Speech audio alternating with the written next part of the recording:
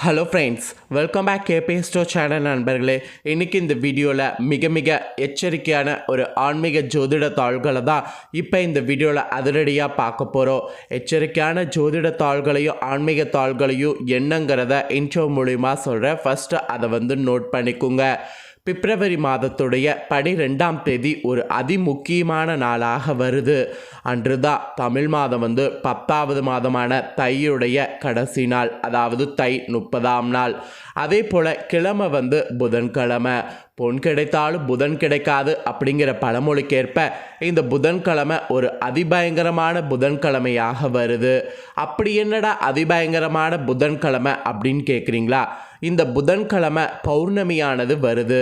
வரக்கூடிய பௌர்ணமி தையில் வரக்கூடிய பௌர்ணமி. மற்ற பௌர்ணமியை காட்டிலும் தை பௌர்ணமி ஒரு அதிபயங்கரமான பௌர்ணமி என்று சொல்லலாம். இந்த தை பௌர்ணமி அன்னைக்கு பிரபஞ்சத்தில் சந்திரனுடைய ஆதிக்கம் நிறைந்து காணப்படும். இதனால் மற்ற கிரகங்களிடையே சில மாற்றங்கள் ஏற்படும். அந்த மாற்றங்கள் ஒவ்வொரு ராசிக்கும் ஒவ்வொரு வகையில் தாக்கத்தை ஏற்படுத்தும். அப்படி ஏற்படக்கூடிய தாக்கத்தை அந்தந்த ராசிக்காரங்க தெரிஞ்சு பயனடையணுங்கிறதுனால ஒவ்வொரு ராசிக்கும் தை பௌர்ணமியிலேருந்து என்ன மாதிரியான சூழ்நிலை உருவாக போகுது அப்படிங்கிறத ஷேர் பண்ணியிருக்கிட்டுருக்கேன். அதில் இன்றைக்கி இந்த வீடியோவில் மிதுன ராசிக்காரங்களுக்கு ஷேர் பண்ண போகிறேன். மிதுன ராசிக்காரங்க நீங்கள் எந்த நட்சத்திரத்தில் பிறந்திருந்தாலும் வீடியோவை ஸ்கிப் பண்ணாமல் பாருங்கள். உங்களோட ராசிக்கு என்ன மாதிரியான பலன் கிடைக்கும் அப்படிங்கிறத தெளிவாக இந்த வீடியோவில் தெரிஞ்சுக்குங்க. உங்களோட ராசிக்கு நீங்கள் பலனை தெரிஞ்சுக்கிட்டு அதற்கேற்ப நடந்து பலன் பெறுங்க. உங்களோட ராசிக்கு பலன் மட்டும் இல்லாமல் தை பௌர்ணமி அன்னைக்கு சிறப்பு பரிகாரங்கள் செய்யணும். அது என்ன பரிகாரம் அப்படிங்கிறதையும் உங்களுக்கு இந்த வீடியோவில் ஷேர் பண்ணுறேன். அதையும் இந்த வீடியோவில் தெரிஞ்சுக்குங்க. ஃபஸ்ட்டு உங்களுக்கு என்ன பலன் கிடைக்கும் அப்படிங்கிறத நான் உங்களுக்கு எக்ஸ்பிளைன் பண்ணுறேன். முதல்ல உங்கள் ராசிக்கு என்ன பலன் கிடைக்கும் அப்படிங்கிறத தெரிஞ்சுக்குங்க. மிதுன ராசி அன்பர்களுக்கு இந்த தை பௌர்ணமியிலிருந்து விடாமுயற்சியோடு இருக்கணும் என்று எச்சரிக்கையானது விடுக்கப்பட்டிருக்கு. ஆக்சுவலி விடாமுயற்சியானது வெற்றி தரும் என்பதை தாரக மந்திரமாக ஏற்று நடக்கணும். இந்த மந்திரத்தை ஏற்று நடக்கக்கூடிய மிதுன ராசிக்காரங்களுக்கு வெற்றியானது உறுதியாக கிடைக்கும். அதில் எந்த டவுட்டும் வேண்டாம். அதன்படி வெற்றியை குவிக்கிறதுக்கு நீங்கள் சில முயற்சிகளை இந்த பௌர்ணமியிலிருந்து எடுங்க. என்ன மாதிரியான முயற்சிகள் எடுக்கணும்னா, நீங்கள் விடாமுயற்சியை எடுக்கணும். ஒரு தோல்வி வந்துருச்சுன்னா உடனே அதை கண்டு பயப்படக்கூடாது. என்னால் முடியும் முடியும் முடியும் அப்படிங்கிற விடாமுயற்சியை எடுக்கணும். அப்படி எடுக்கக்கூடிய மிதுன ராசிக்காரங்களுக்கு இந்த டைம் வெற்றி வாகையை சூடுவதற்கு அதிகமான வாய்ப்பு இருக்குது. இந்த மாதிரி இருக்கணும் அப்படிங்கிற மாதிரி உங்களுக்கு மெயினாக சொல்லப்பட்டிருக்கு. இப்படி இருந்தீங்கன்னா உங்களுக்கு சிறப்பு பலனாக இந்த மாதிரியான பலன் இந்த பௌர்ணமியிலிருந்து கிடைக்கும் என்று சொல்லப்பட்டிருக்கு. ஆக்சுவலி உத்தியோகத்தில் இருக்கக்கூடிய உங்களுக்கு உங்கள் பணிகளில் இன்ட்ரெஸ்டானது அதிகரிக்கும். இந்த மாதிரி இன்ட்ரெஸ்ட் அதிகரிக்கும் போது நிறைய நீங்கள் உங்கள் பணிகளை ஈஸியாக செய்ய முடியும். ஆக்சுவலி மேல் அதிகாரிகள்லாம் உங்களை பாராட்டு செய்கிறதுக்கு அதிக வாய்ப்பு இருக்குது. மேல் அதிகாரிகளுடைய பாராட்டு கிடைத்தாதான் உங்களுக்கே ஒரு இன்ட்ரெஸ்ட் வரும். ஸோ மேல் அதிகாரிகளுடைய பாராட்டு கிடைத்து இன்னும் உங்களுக்கு இன்ட்ரெஸ்ட் அதிகமாகும். உத்தியோகத்தில் இது செய்யலாம், அது செய்யலாம், இப்படி செய்யலாம், அப்படி செய்யலாம் அப்படிங்கிற ஐடியா ப்ராசஸ் உங்களுக்கு நிறைய வரும். அப்படி வர வர உங்களுக்கே ஒரு மாதிரி ஒரு சந்தோஷமானது மனசுக்குள்ளே இருக்கும். இது இருக்கிறது இந்த தை பௌர்ணமியில் நீங்கள் நடந்துக்கிறத பொறுத்து. அதனால் தை பௌர்ணமியில் இருந்து மிதுன ராசிக்காரங்க உத்தியோகத்தில் இருக்கிறவங்க உங்கள் பணிகளில் இன்ட்ரெஸ்டோடு செயல்படுங்க. மேலதிகாரிகளுடைய பாராட்டும் கிடைக்கும். உங்களுக்கும் ஒரு விதமான சந்தோஷமும் இருக்கும். அப்புறம் வியாபாரம் செய்யக்கூடிய வியாபாரக்காரர்களுக்கு உங்களுடைய சிறு தொழிலில் முன்னேற்றத்திற்காக கடன் வாங்கணும் நீங்கள் ட்ரை பண்ணிங்கன்னா கண்டிப்பாக சக்ஸஸ் ஆகும். ஆக்சுவலி எந்த ஒரு தொழிலுமே நம்ம கையில் ஃபுல் முதலீடு போட்டு பண்ண முடியாது. கடன்கிறத கொஞ்சம் வாங்கி தான் நம்ம பண்ணுவோம். கடன் வாங்கி பண்ணுறோமே அப்படின்னு சொல்லிட்டு கவலைப்பட வேண்டாம். கடன் வாங்கி பண்ணும்போது நேரம் நமக்கு நல்லா இருந்தால் வாங்கின கடனை ஈஸியாக அடைக்க முடியும். அதனால் கடன் வாங்கி சொல்லி நம்ம கண்டிப்பாக தொழில் பண்ணுறது நல்லது தான். நிறைய பேர் கடன் வாங்கி தொழில் பண்ணாத நஷ்டம் ஏற்படும் அப்படின்னு சொல்லி பயமுறுத்துவாங்க. அந்த பயத்தெல்லாம் தூக்கி போட்டுட்டு உங்களுக்கு இப்போ கிரகநிலைகள் சாதகமாக இருக்கிறதுனால சிறுந்தொழிலோ பெருந்தொழிலோ முன்னேற்றத்திற்காக அரசு கடனோ தனியார் கடனோ வாங்கி நீங்கள் உங்கள் தொழிலை விரிவுபடுத்த நினச்சிங்கன்னா இப்போ தாராளமாக அந்த ப்ராசஸில் இறங்கலாம். எந்த ஒரு பிரச்சனையும் கிடையாது. ஸோ தாராளமாக இறங்கி வெற்றி வாகையை வந்து சூடலாம். அப்புறம் உங்கள் குடும்பத்தில் பார்க்கும்போது குடும்பத்தில் நீங்கள் தலைவிகளாக இருந்தீங்கன்னா உங்களுக்கு இந்த பௌர்ணமியிலிருந்து பணவரவில் பிரச்சனை எதுவும் இருக்காது.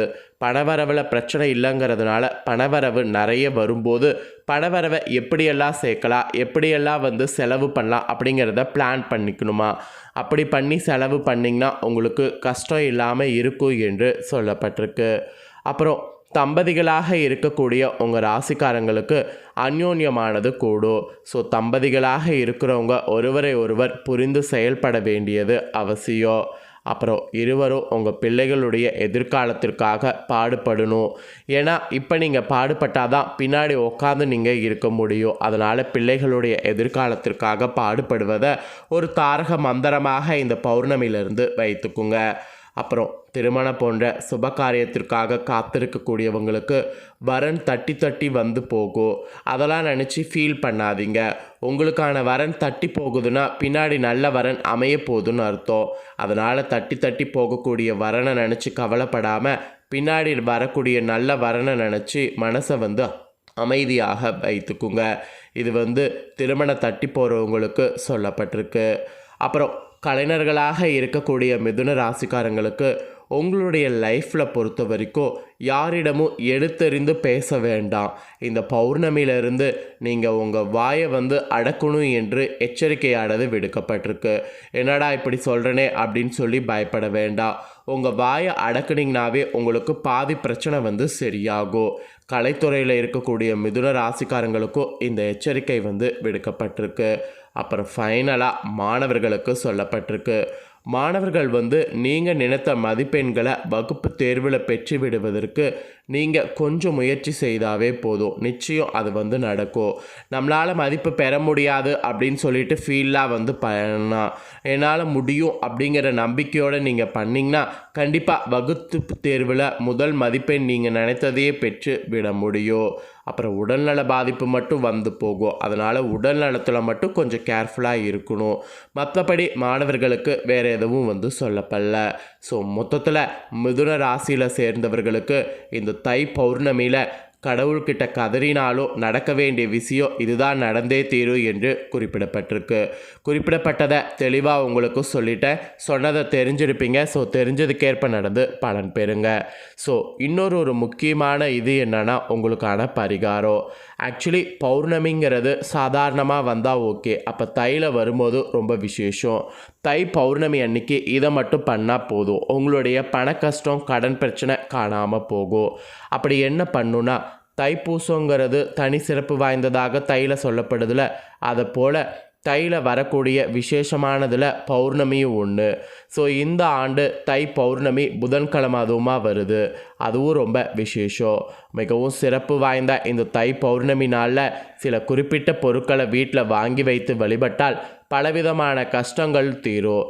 வழக்கமாக வீட்டில் விளக்கேற்றும் போது நமக்கு என்ன பிரச்சனை தீர வேண்டுமோ அதற்குரிய பொருளை வாங்கி பூஜை அறையில் வைத்து வழிபட்டால் அந்த பிரச்சனை தீரும். தெய்வீக அருளும் கிடைக்கும். இப்படி நார்மல் டேஸ்லேயே கிடைக்குதுன்னா தை பௌர்ணமியில் பல மடங்கு கிடைக்கும். அனைத்து பௌர்ணமிகளுமே விசேஷமான தெய்வீக சக்தி நிறைந்த நாள் என்றாலும் குறிப்பிட்ட சில மாதங்கள் வரக்கூடிய பௌர்ணமி ரொம்ப சக்தி. அதில் தை, சித்திரை, ஐப்பசி, கார்த்திகை உள்ளிட்ட ஒரு சில மாதங்களில் வரக்கூடிய பௌர்ணமிக்கு தனியான சிறப்பு இருக்குது.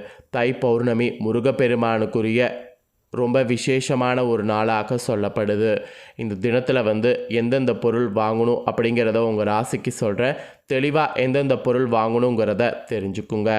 ஃபஸ்ட்டு தை பௌர்ணமி நாளில் வீட்டில் வாங்கி வைக்க வேண்டிய முக்கியமான பொருள் செவ்வாழைப்பழம். இது மகாலட்சுமிக்கு மிகவும் விருப்பமான பொருள். இதை வாங்கி வீட்டில் வைத்தால் பணப்பிரச்சனை உங்களுக்கு தீரும்.